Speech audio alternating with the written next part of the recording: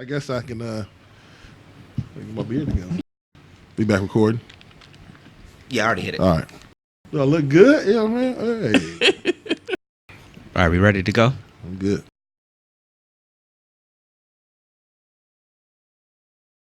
So we sitting down with BigDev real quick. Dope Mind, Sober Thoughts. Your origins into entertainment started with IM216 Radio. Mm-hmm. What was it that made you really want to start getting into that entertainment field? Mm-hmm. Well, for me, my whole journey in the entertainment, it started in college. It started with I majored in broadcast communications. And I was always just interested in TV, radio, anything like that. You know what I mean? Like it was intriguing to me, but I never really, I was never able to really dig too deep off into it. You know what I mean? In college, we did our stuff in college, our production classes and stuff like that. So you gotta do internships, little stuff like that. You know what I mean? I was playing ball. So after college, you go to work, you do some stuff, but I always stayed in the music and producing, engineering, recording. So I linked up with my homies Scotty, Chief, and we knew a bunch of different artists from around the city.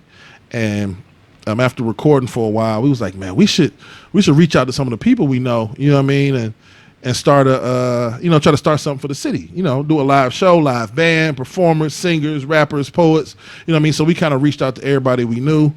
You know what I'm saying? I reached out to the homie Rock Savalas, homie Goldie. We reached out to Miss Moon, Jamie, a bunch of different people from around the city.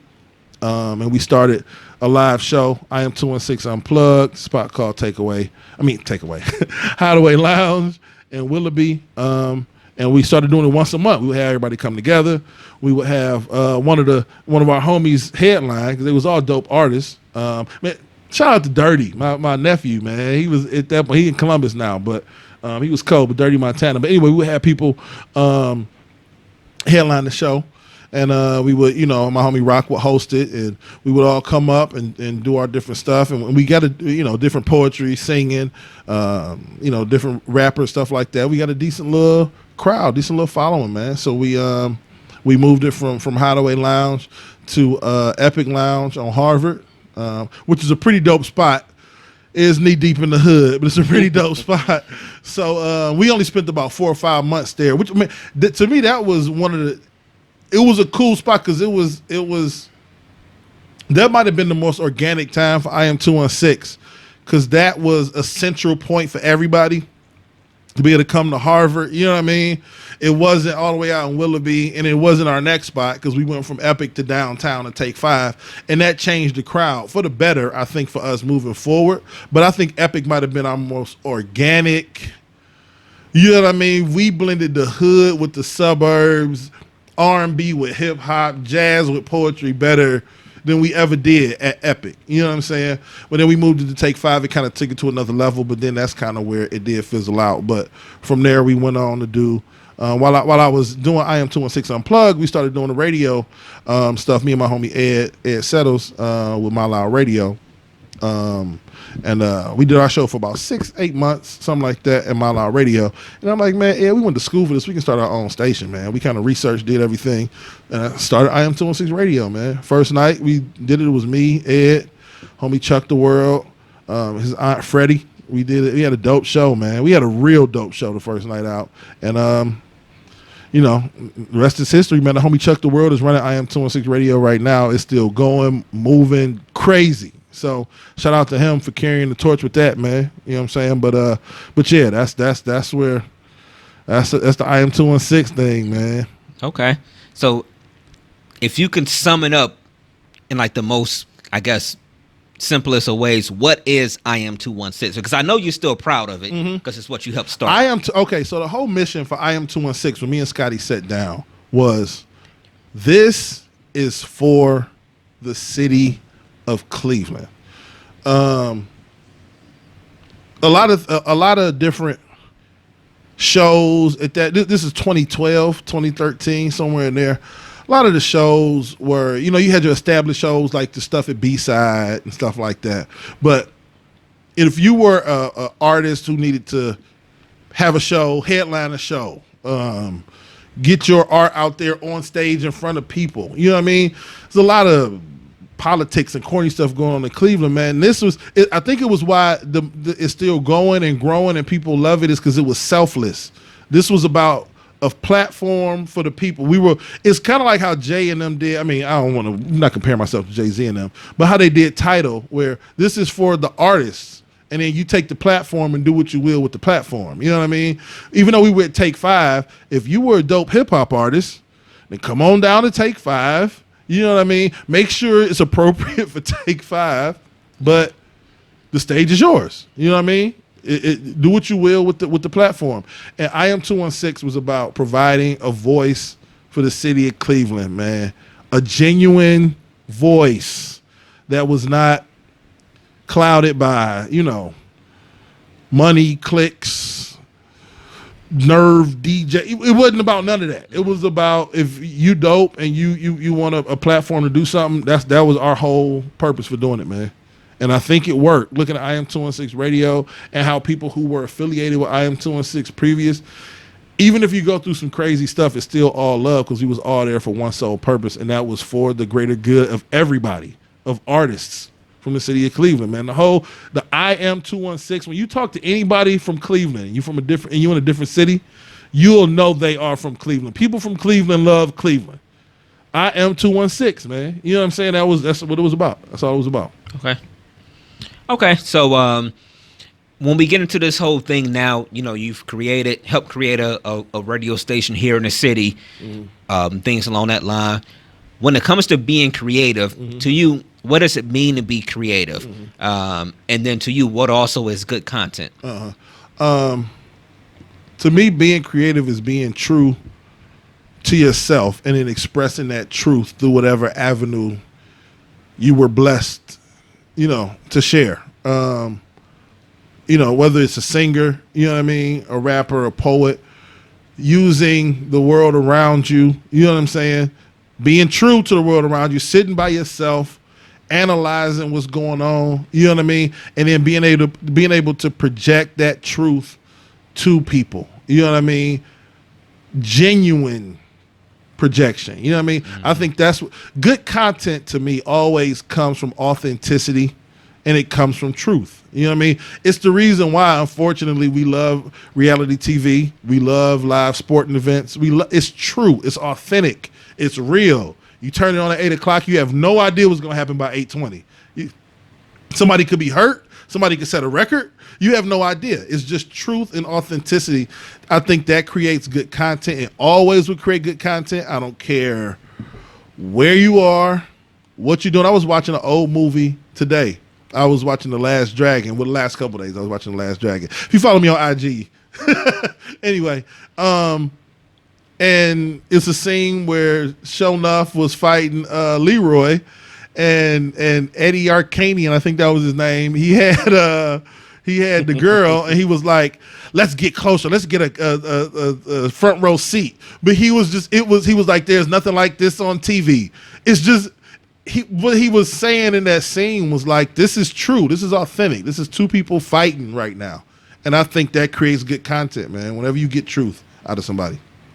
And it's funny you say that, because in that response, I feel a lot of passion. So I'm going to ask you, what's your biggest passion? That's the first part of the question. I'll let you answer that. Okay. But I have a second part to that question as well. Oh, man. 2 parts. 2-part question. Oh, you looking for the second part? Go there. I'm sorry. Go ahead and throw it out there. But the second part of that question, which actually is turning into a 3-part question. Oh, Excuse shit. me. You know what? Should I go first? I ain't going to remember this. No, what's your biggest passion? Like I was talking about, entertainment starting in college, man. I started, was 19 years old, my sophomore year in college. I started writing, you know what I mean? Poetry. And it was crazy, because you 19 years old, you fresh out of East Cleveland. I went to school with a couple dudes who was from the city. You don't really want to tell your dudes that you write poetry about life and love, and you know what I mean? But I wrote my first poem at 19, and if I'm able to write something and then turn that writing into a visual, to me, that would be the ultimate creation for me. So my baby, you know what I'm saying, is writing, expressing myself. You know what I mean? I think it was instilled by my parents. You know what I mean? Because we didn't get a whole lot of love of literature and stuff like that at Shaw when I was in high school, man. But for some reason, I fell in love with literature, with writing, with poetry. So my baby is the ability to be able to look at the world around me and write down my interpretation of it. You know what I mean? And if I can do that and turn those interpretations into visuals, you know what I mean? That would be, amazing, man. Okay. With that being the case, this is a direct question. Mm-hmm. What is your biggest fear when it's involving entertainment? My biggest fear, that's a good question. My biggest fear is not being able to utilize the platform that I have, no matter what it is, to project truth. I don't ever want to waste anybody's time. You know what I mean? If I have if some sort of platform to express myself, I feel like I owe it to the person to at least be honest. Whether they agree with me or not is beside the point. You know what I mean? Because another thing with content, I feel like the controversy drives content sometimes too. So not controversy in the sense of manufactured BS, but controversy in the true definition where it's you have opposing point of view to somebody else. You know what I mean? So my biggest fear is that I'm wasting somebody's time by not being truthful, not being honest. You know what I'm saying? Like, that's why when somebody asks me a question, I'll take a deep breath. I might preface it by saying, man, this is a slippery slope, or this is a difficult one, but I'm going to give you the truth after that. You know what I mean? Because my biggest fear is that somebody asks me a question about how I feel about something, and I tiptoe around it and pussyfoot around it and don't give somebody a real answer. You know what I'm saying? So... Okay. All right. So you got a. Oh, my bad. You got a third part? I got a third part. Okay, go. I'm sorry. You look. No, that's cool. different. No, I'm sorry. I'm cooking the coke as fast as I can. Third part of this, since doing I Am 216 Radio and building that brand and different things, and getting you to the point where you at now, what does being involved with DMST mean to you? And I've told you guys before in private, you know what I'm saying? That like, this ain't a above or a question as far as we here or there or this and that. I just want to personally know to you, like what does it mean to you? Because I know what it mean to me to have you here. Yeah. This is what y'all have done is special. You know what I'm saying? I feel a sense of responsibility to bring a level of authenticity, bring myself, the authentic version of myself to this process, because a lot of the stuff y'all have done with DMST up until me joining it has blossomed off of you all just being yourself, you know what I mean? So I don't come into it with preconceived notions or, you know what I mean? Let me try to do this or let me, you know what I mean? Like, I feel like I owe it to you all to be the most genuine version of myself, and hopefully it's embraced. You know what I'm saying? Because I admire what y'all have built. You know what I mean? It might not, y'all might be like, man, whatever. No, today we just filmed our 100th, this is like my 6th. This is 111th show. That's a lot of shows, man. You know what I mean? So it means a lot to me to be a part of it. You know what I mean? I have to hold myself to a certain standard. I have to hold myself accountable. You know what I mean? To what you all have built. You know what I mean? When I'm giving opinions, when I'm, assisting with any content that we put out, you know what I mean? Whether we trying to take something to another level or keep something going, you know what I mean? I have to honor what y'all have built. You know what I mean? I can't, be like, let me just throw something together. You know what I'm saying? No, you know what I mean? Y'all have put work in for this. You know what I mean? And I'm honored to be a part of it, man. Yeah. Really appreciate that. Oh yeah, no doubt, man. So you're a father, you're a husband. Where does your creative come from when obviously you got a schedule that can be pretty full at times? This is going to, I hope this doesn't rub people the wrong way. Oh, shit. One thing I've learned as an artist, well, I sound like a, one thing I've learned as an artist, but no, one thing I've learned as somebody who writes is, unfortunately, you have to pull from life's experiences. So it could be somebody randomly in line at Moe's, or it could be my own mother and father. You know what I mean? Like, in the scripts that I write, the poems that I write, I have a project coming out called Just a Love Story, where it follows a relationship from beginning to end. You know what I mean? The whole concept is, until you meet that one, everybody that you interact with is just another love story. You understand what I'm saying? Because when you meet that one, it doesn't end until somebody passes on. You know what I mean? So everybody is just a love story, and everybody loves a love story. But anyway, so it's 21 poems, and clearly some of the stuff I've never experienced, but I know people who have experienced it. I've had conversations with people who may have experienced it. I've seen from a distance it be experienced. So I pull from, you know what I mean, some of everywhere. You know what I mean? I pull from close family, friends, people I don't really know, work, all kinds of stuff. But you know what? I would never pull like inspiration or, whatever from already made content. You know what I mean? I look at styles, how something is shot maybe,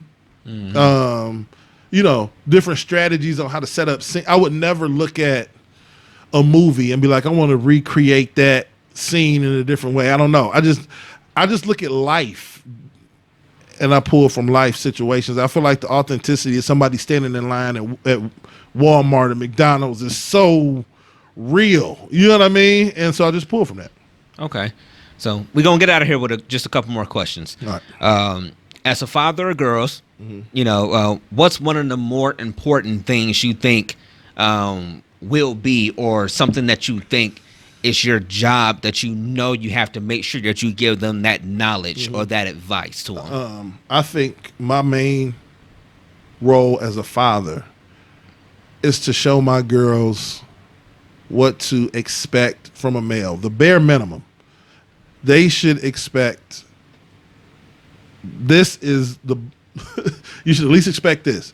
Now I'm going to take it up some notches, and I'm your father, so I'm going to do so. You're never going to have to open the door if I'm, unless I got a handful of bags or something. You know what I mean? There's certain stuff I'm going to do for you that you might not always get from a male, because I love you to death. But my whole goal, my number one goal, is to make sure she understands how a male is supposed to treat her in this world. Then two, use my experiences as a male to help my girls become better women. Now, I can never teach them how to be a woman. I can never tell them how to react to certain things, but I can give them some knowledge on how to deal with situations, you know what I mean, based upon my life experiences. The same way a mom can give a son advice on how to handle certain stuff, you know what I mean? I think my goal is to make sure once they walk out the door and go to somebody's college, trade school, job, whatever, that they are prepared to deal with the world and they know what certain stuff looks like. You know what I'm saying? So with that being the case and showing the qualities of you being a father, I have this one last question for you, man. Who is the real Big Dev? Man. I don't want to say I don't want to say I'm just a kid. I hate that. I'm a dude from East Cleveland. I didn't want to say I'm just a kid from East Cleveland. That's some LeBron shit. But no, I'm a dude from East Cleveland, man. I am a product of two parents who loved the shit out of me growing up. You know what I mean? They weren't perfect. I don't think anybody's perfect.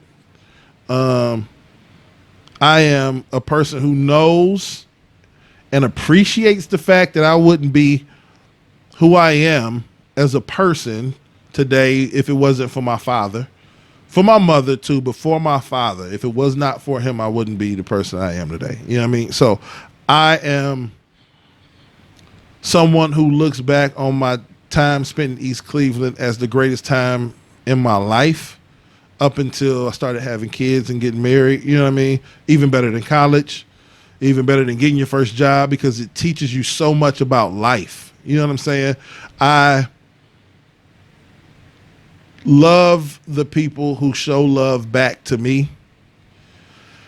One thing my father told me to do is give life situations the time and attention they deserve. So I don't care what your title is. If you don't deserve my time and attention, then I'm not going to give you my time and attention. You know what I mean? So I love those who love me. I put people who don't love me in the box they belong in and keep it moving. You know what I mean?